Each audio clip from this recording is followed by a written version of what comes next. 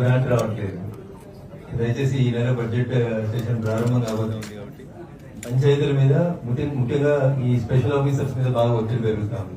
Tractor బిల్లులని, current బిల్లులని, sanitation సిబ్బంది జీతాలని 10 నెలల నుంచి రకరకాలైనటువంటి అవస్థల్ని గ్రామ పంచాయతీ స్థాయిలో ఎదుర్కొంటాను. సో యూఆర్ వెల్ అవేర్, మీరు రూరల్ బ్యాక్గ్రౌండ్ నుంచి వచ్చినటువంటి వారు ఆ గ్రామాలలో ఉన్న సమస్యలన్నీ కూడా మీ దృష్టిలో ఉంటున్నాయి. కాబట్టి దయచేసి ఆ గ్రామ పంచాయతీలకు రావాల్సినటువంటి గ్రాంట్, గత 10 నెలల నుంచి పెండింగ్ లో ఉన్నటువంటి గ్రాంట్ ని తొందరగా రిలీజ్ చేయించితే కొంత పంచాయతీలలో చలనంగా ఉంటుంది. ఎంతసేపు మనం స్పెషల్ ఆఫీసర్లను పని చేయండి, శానిటేషన్ చేయండి, బ్లీచింగ్ పౌడర్ చల్లండి, లేకపోతే ఇంకా వర్క్ చేయండి అని అడుగుతా ఉన్నాం. They are facing problem with the workers.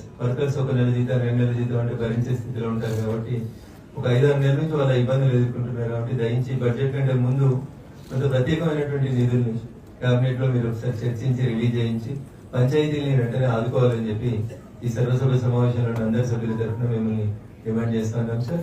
చివరిగా మీ మంత్రిత్వ శాఖకు సంబంధించిన ఒక అంశం, రాష్ట్రంలో సుమారు 17,000 మంది NHM కింద వర్క్ చేస్తా ఉన్నారు. నేషనల్ హెల్త్ మిషన్ కింద సుమారు 17,000 మంది వర్కర్స్ పనిచేస్తా ఉన్నారు. వాళ్ళకు కూడా జీతాలు కూడా కొంత ఇబ్బంది కలుగుతా ఉంది సార్. గ్రాంట్ కేంద్రం నుంచి వస్తుందా, మనం ఇస్తామా? వాళ్ళని ముందు దయించి వాళ్ళకి జీతాలు ఇచ్చి ఆదుకోండి. గ్రాంట్లు రాష్ట్ర కేంద్ర ప్రభుత్వాల మధ్య అడ్జస్ట్మెంట్ ఉంటే తర్వాత చూడండి సార్.